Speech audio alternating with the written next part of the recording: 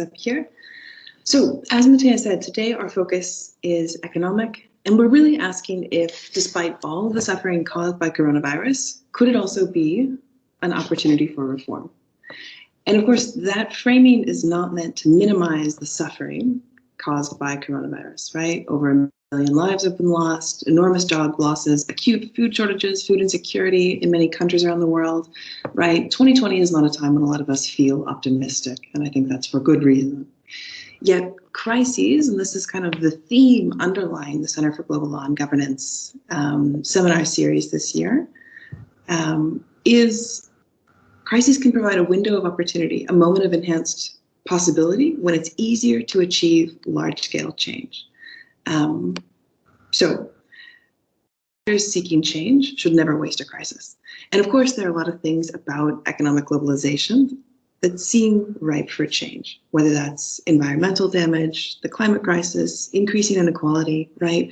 We all know that there are a number of issues where discontents are often tied to economic globalization. But the current form of economic globalization, as Jeff, one of our panelists, put it in a recent Foreign Affairs article, is a policy choice, and other worlds are possible. So today what we're going to discuss is if globalization will actually be different after coronavirus. Now, as many of you probably know, we were meant to have 3 panelists today, but Dr. Folashade Soleil Kundu and I, we had a very 2020 scheduling mix-up, so she is unable to be with us today. But if you are interested in her work, which is more focused on China-Africa negotiating dynamics, I really recommend the interviews that she's recorded about coronavirus recovery in West Africa. She's been on a couple podcasts, as well as some pieces that she's written about negotiating dynamics, particularly between Francophone West African governments and the Chinese government. So we won't have the view from Cotonou via Oxford today, but we are lucky that we have perspectives from Maastricht and from Washington. So we have Dr. Milan Babic from the University of Maastricht, and we have Dr. Jeff Gertz from the Brookings Institute. So Milan and Jeff both do really big picture scholarship on the transformation of globalization and the transformation of global economic governance. So Milan's research has looked at state capitalism, sovereign wealth funds, and sort of what comes next after the current, we could call it neoliberal global economy, while Jeff's research has looked at how states have engaged in commercial diplomacy, how governments connect security and economic policy, and he is my very favorite person to listen to about the US-China trade war. And of course, we know that there are a lot of people talking about that trade war. There's also one other connection between all 3 of us that I want to point out, since I see quite a few students who have taken my module before. On a fundamental level, we are all interested in the relationship between states and markets, and we're all motivated by the question of cui bono, or who benefits, or in whose benefit, which is a question, and here my students are probably shaking their head, it's a question that Susan Strange, a trailblazing scholar of international political economy, asked, and it's a question that continues to be relevant. It continues to illuminate situations for us. So I expect a lot of these questions about state-market relationships and cui bono will probably echo throughout today's conversation, right? So we can think about these bigger scholarly questions and these contemporary fast-moving dynamics and how we might connect those two.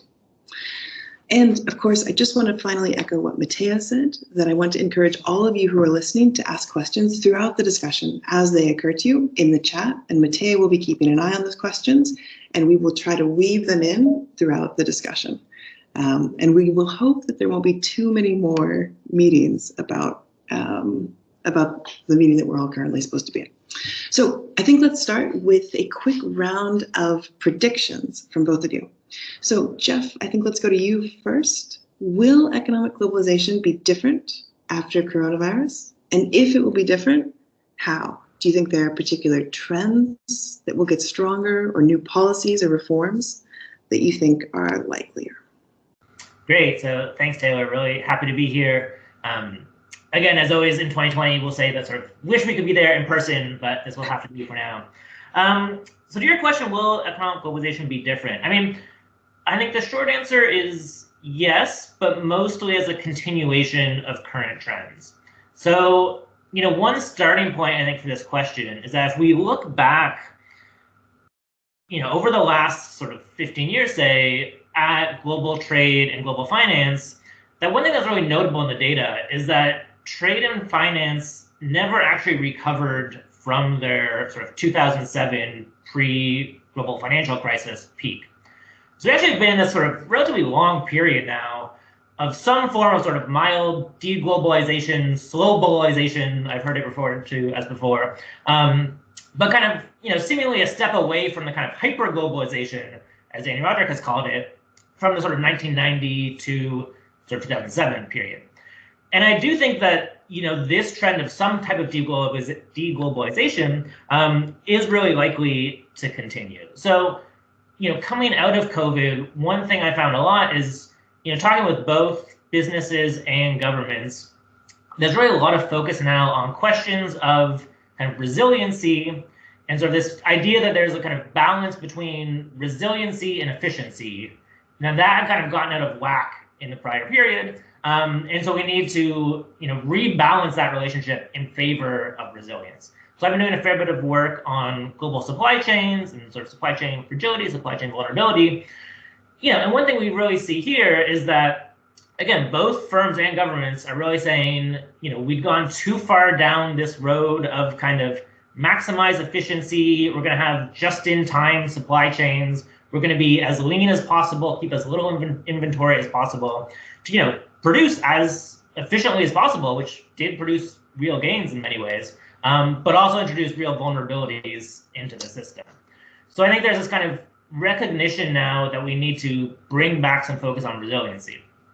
The one thing I would say, the bigger question I think is kind of, is this going to be a lasting change? How long will it last? And one thing I keep coming back to, again, when you study supply chains, some of you might remember in 2011, there's a big earthquake in Japan, a sort of tsunami and earthquake that kind of knocked out a sort of portion of Japan's production for a little while.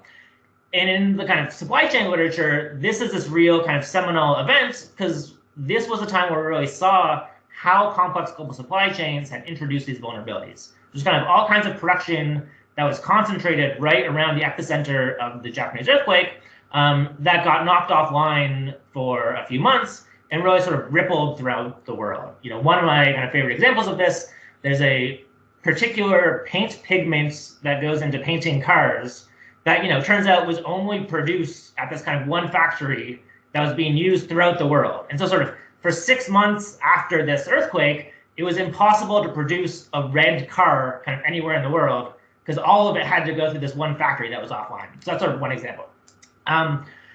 Now, the reason I bring this up is because if you go back and read articles from that period, you see all this talk of like, oh, we really need to invest in resilience. This shows the kind of fragility of supply chains.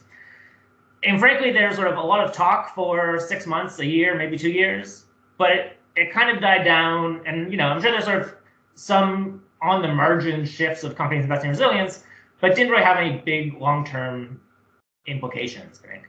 And so the question, is that going to happen again today? This dynamic where you're sort of in the midst of a crisis, you say, oh, yes, this is the wake-up call. We need to invest in resilience. But then, with time, that urgency kind of fades and you go back to business as normal. I think, look, the COVID shock is much bigger than the Japanese earthquake, so I don't think we should assume it will be the same. But I think that kind of dynamic of it seems very important right now, but over time, we kind of let that urgency slip. And I think just to kind of finish up on this point, what's interesting to me right now is that both firms and governments are kind of talking about this implication on resilience and how we need to sort of invest in resilience. I suspect that over time, firms are going to kind of lose this interest and kind of go back to business as usual. So the question then is, are government policies going to change in a way to sort of incentivize and or compel, some combination of carrots and sticks to really get these investments in resilience? I think so far, there's been a lot of government talk, but we haven't really seen the type of policy change that would be necessary to actually have long-term shifts. Right. Yeah, I think it's a lot to expect firms to change their supply chains in ways that will make it more expensive for them to produce things, right? Which is sort of what we're asking here. Yeah. Okay. That's the point. So you need to recognize that there's no sort of free lunches here, right? Sort of, if we want to do this, it's going to be difficult and it's going to be expensive and it's going to take a lot of effort. And it's not clear to me who are sort of thinking about, oh, let's restructure supply chains, have actually, have the interest in sort of spending the money that it will take. Okay, great. Meilan, over to you. Do you think economic globalization will be different after the coronavirus? Are there things we should be looking at here? Yeah, so first of all, let me also say thank you, Taylor, for the invitation and also for the mentioning of Susan Strange. That's always nice to hear. Yeah, and it's I'm a bit it's a bit sad that it's only the two of us today, but I guess these, as you said, it's 2020, so these things happen. Yeah, but I'm really happy to be here. I'm happy that Geoff is here, and I must say I agree with most of what Geoff said, and I think that most people, in October 2020, they will probably converge on the, on the compromise when you want to answer this question of whether globalization will change or not, which is, yeah, it might, change in terms of that things will accelerate, but, there will be no different history of globalization after this, or COVID will not cause history to change meaningfully. And having said that, I would add, or I would, nuance it a little bit, because I think even the fact that existing trends will accelerate does still mean that things will change, right? And the fact that they will change quicker might also lead to developments, for which we are not prepared. So governments were not prepared, but also firms. So that's, again, speaks to the point of that Geoff already mentioned, like resilience. So we're not there yet to deal with these kinds of issues that come up, be it, with regards to supply chains or to other industries.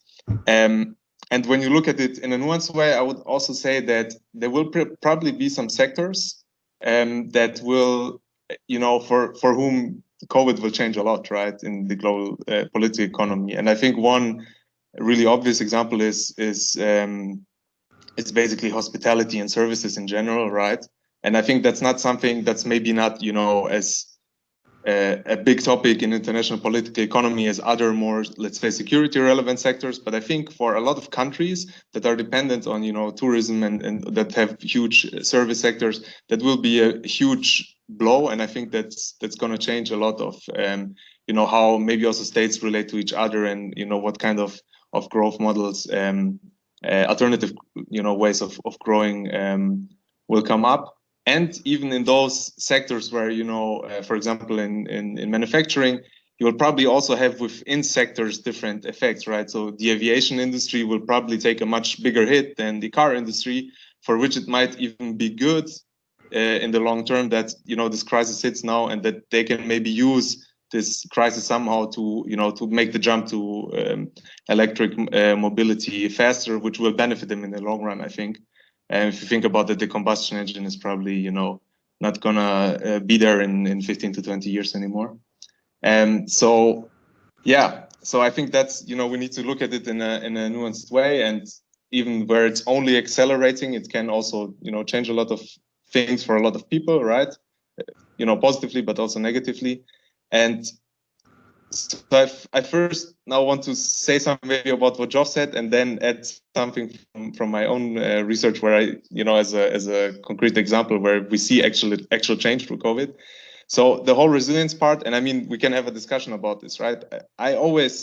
So when I hear this discussion, I think there's something to it, but on the other hand, I always ask myself, okay, but if you look at COVID now, what would resilience have changed? So if after the global financial crisis, firms would have become more resilient, right? So kind of the counter history or counterfactual history.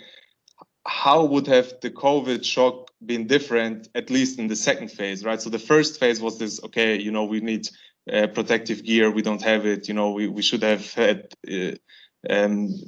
restocked that. And, we're running out of masks and all these kinds of things that are relevant now. But later on, we saw a demand shock, right? So people just didn't go out anymore due to government restrictions, but also just because they didn't want to get infected. And I think we still see that until today, and we're going to see it for another 6 months or so. So, I mean, how can you be resilient against, a demand shock or just a drop in demand? I think that's something that, you can have a very well-stocked you can be very well stocked with all kinds of things, but if people are not going to buy them, that's that I think that resilience is not really the thing here, but that's also something that we can discuss. And one example from my own research where we can actually see a change with COVID is that the European Commission, and especially the DG competition with Margrethe Vestager, they had a very strong opinion about, propping up national champions and having a global playing field for, all kinds of firms wanting to invest in the EU, but also EU firms investing outside. So they held up this kind of neutral position towards that. And at the end of 2019, that already changed a bit vis-a-vis state-owned enterprises, right? So the DG Commission said, the competition said, oh, we need to, make sure that if they don't play by the rules, so for example, Chinese, multinational companies that want to invest into Europe, we should maybe curb foreign state investment, but it was still a bit hesitant, right? So there was like, yeah, maybe we should talk about it. And what changed with COVID, so in March 2020 or April, the Vestager Commission basically said, okay, European member states should take ownership stakes in their own firms to protect them from Chinese takeovers, which is a huge shift.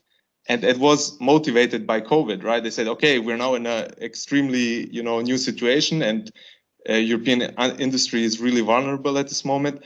So, you should do that, even though, 3 months ago, we had a very different opinion on that. And I think that's not going to go away. So now, now the box of the Pandora is open, so to speak. And there are also a lot of people in the EU who actually want that, right?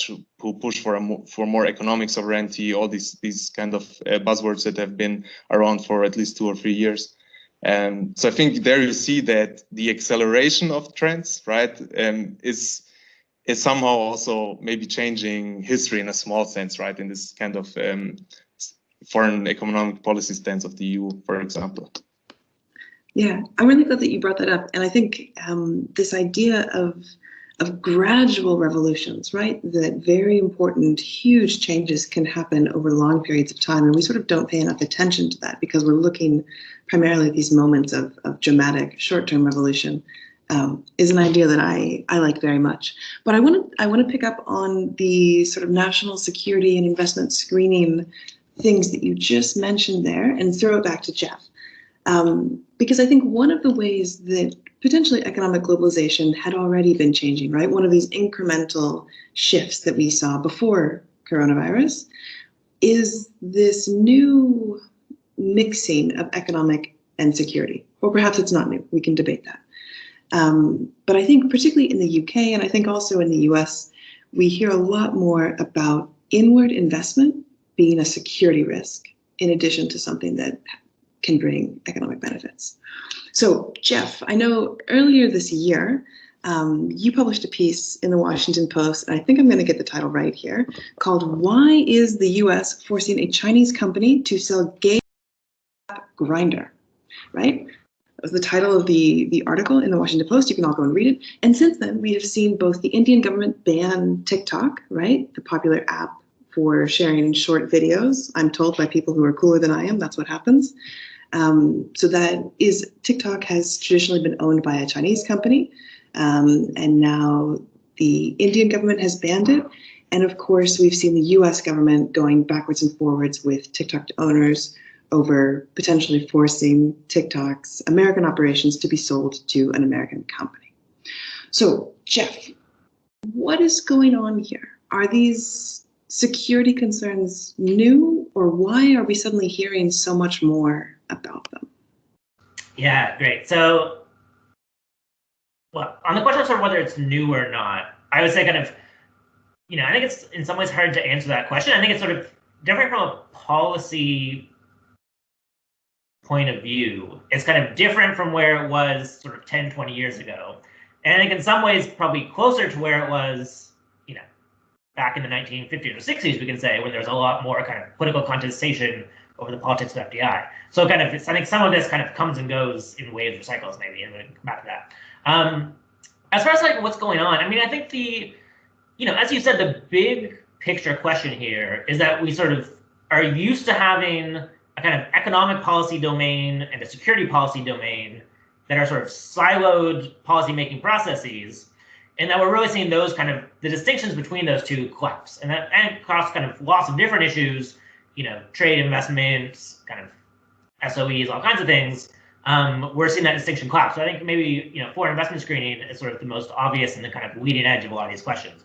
And I think governments are really struggling in a way to sort of integrate these very different modes of policymaking of sort of how they traditionally carry out their economic policy, which is again very focused on efficiency, on kind of things, and the sort of security mode of policymaking, which is much more sort of centralized state, top-down, sort of secretive view, and again very much focused on risks and vulnerabilities much more so than efficiency. You're trying to sort of like match these two policymaking processes together, and frankly, I think lots of governments haven't quite figured out how to do that yet.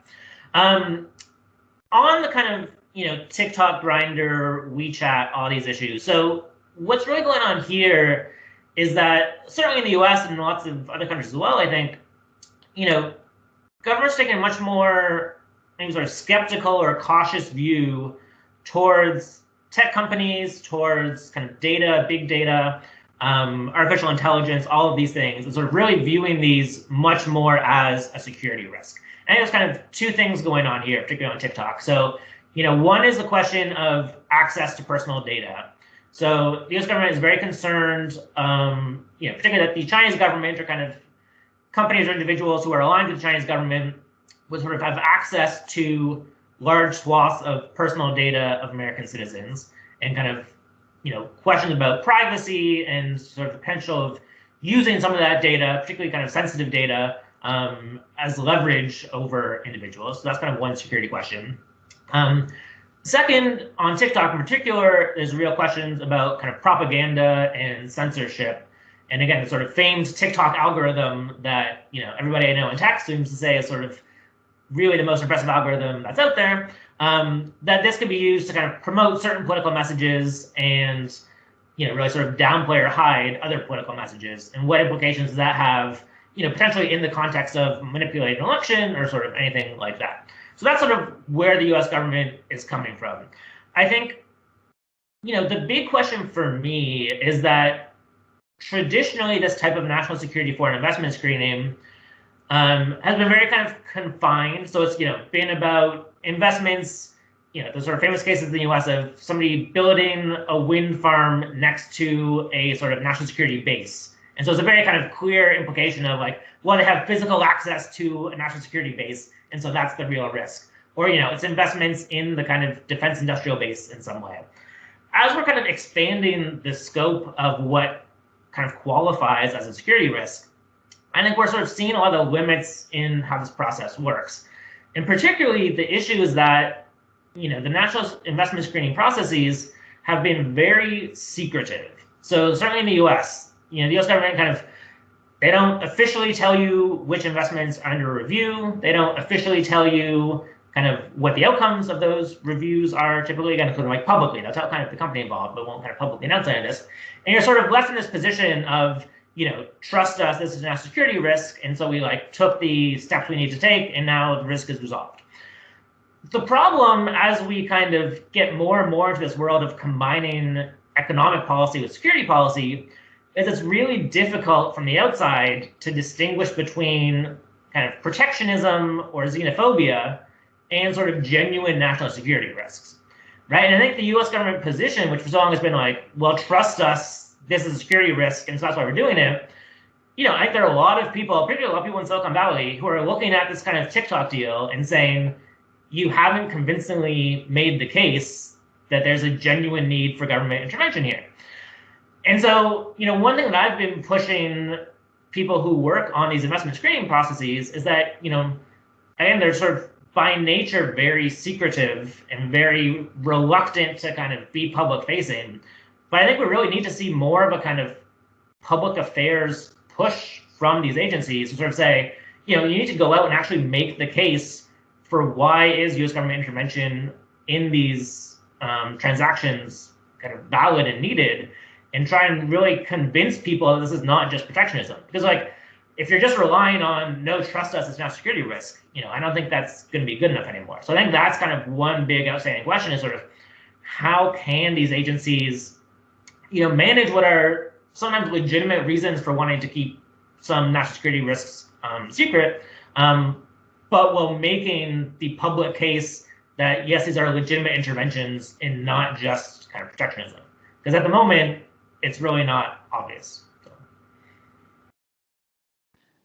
Great. So, Milan, the question I wanted to ask you is, I know you've written a lot. I mean, what Jeff is talking about is privately owned companies, right? The governments are saying this might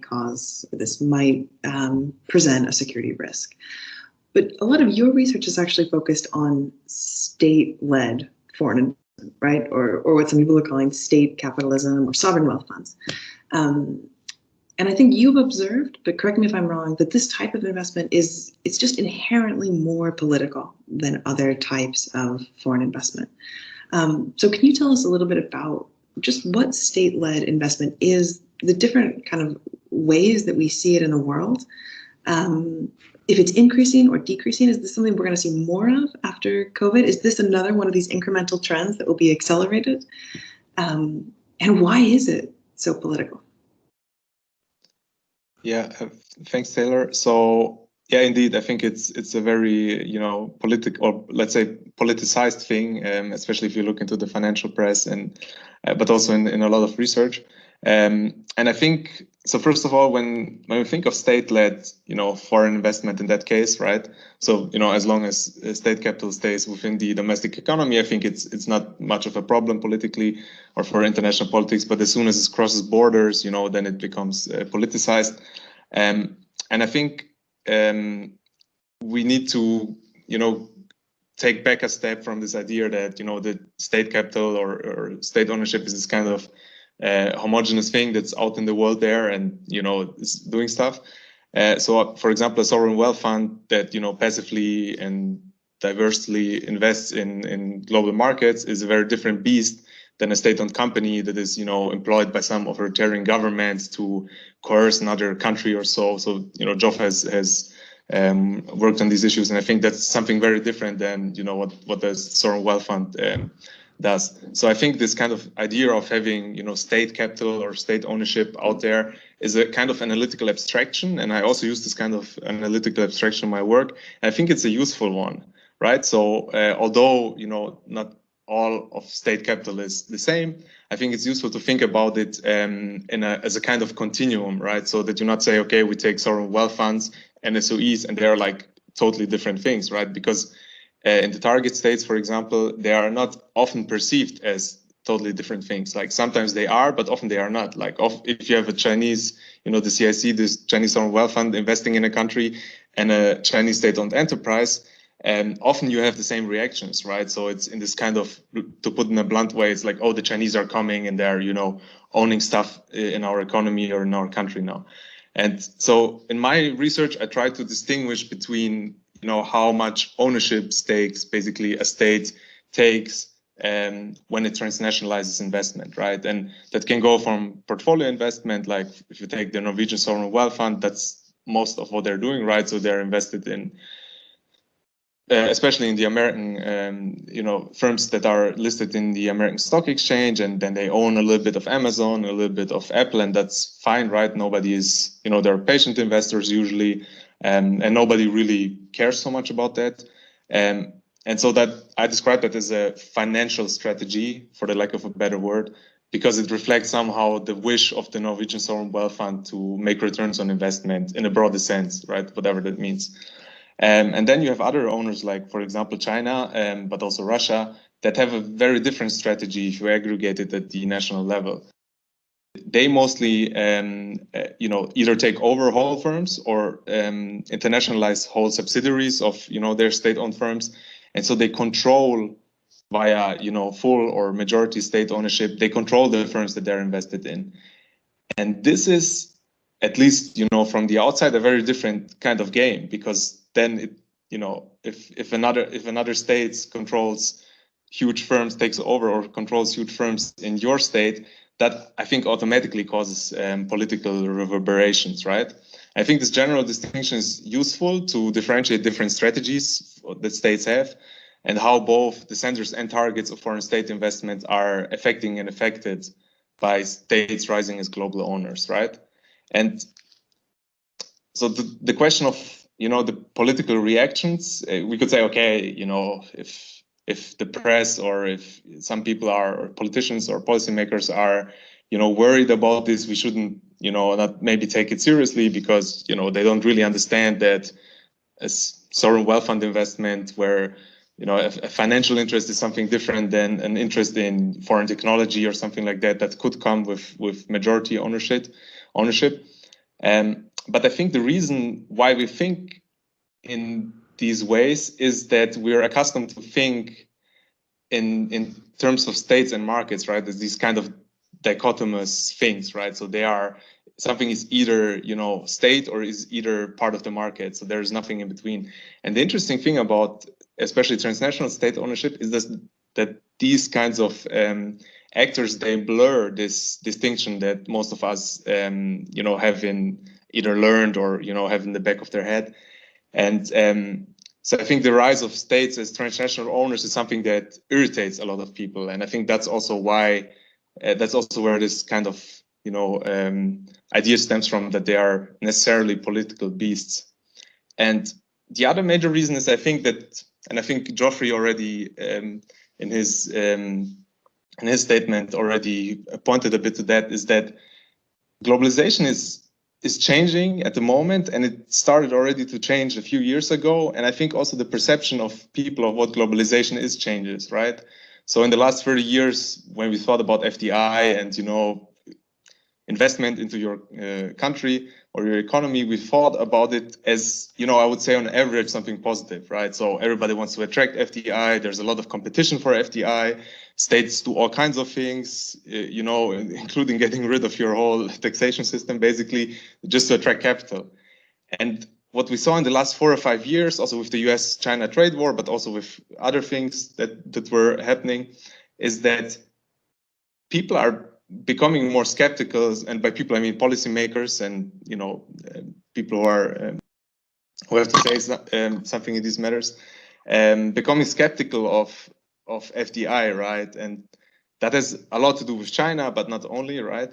And that it could be this kind of instrument to coerce another state to do something. So if you think about this whole weaponized interdependence literature, I mean, that's really pointing, putting the finger on these kinds of issues. So globalization, coming from this kind of transnational opportunity space where states compete for investment, is now slowly becoming this kind of, space of where threats are maybe coming out, or we don't know really how we should relate to state-owned investment, but also to other types of investment. And so I think there is this kind of change, and state ownership really fits well into this story, that we say, okay, we want to block.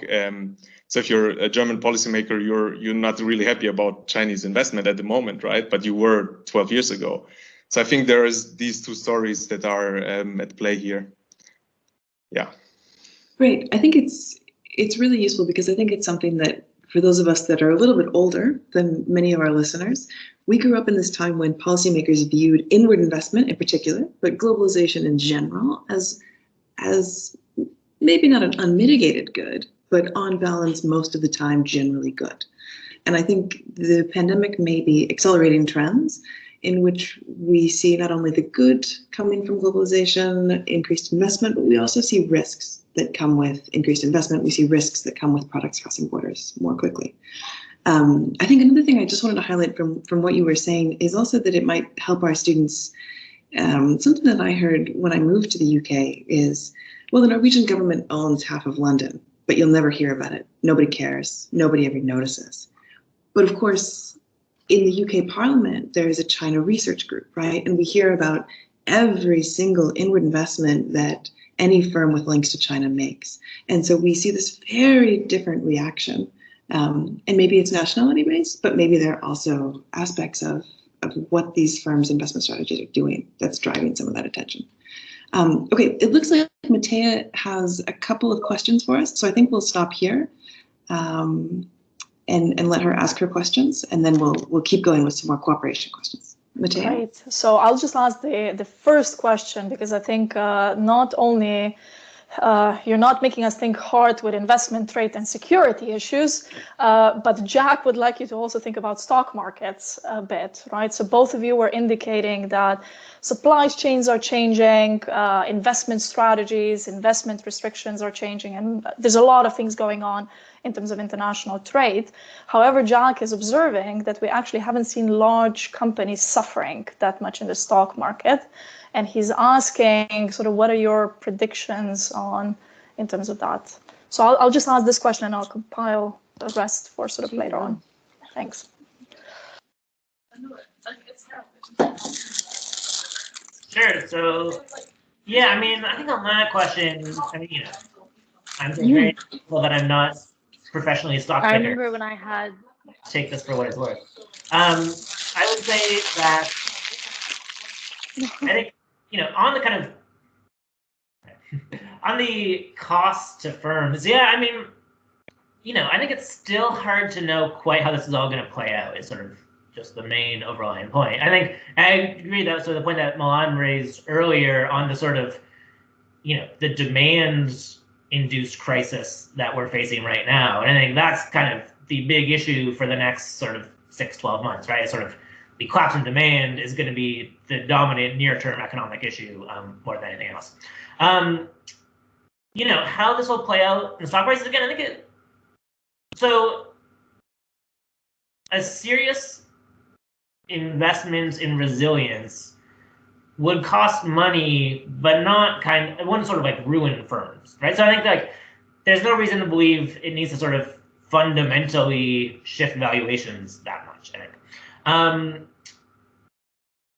The other question is sort of if there's not a real investment in resilience and we see kind of further heightened volatility and further kind of exposure to shocks, those are, in my sense, where you'd see the bigger, potential stock movements.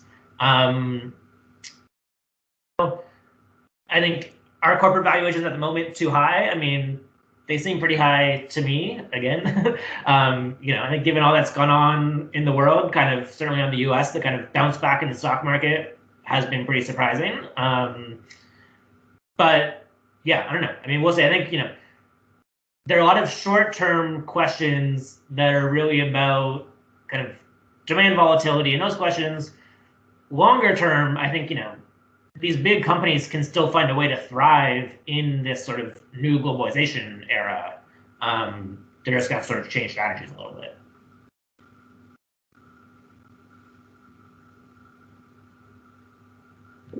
Milan, do you want to add anything there?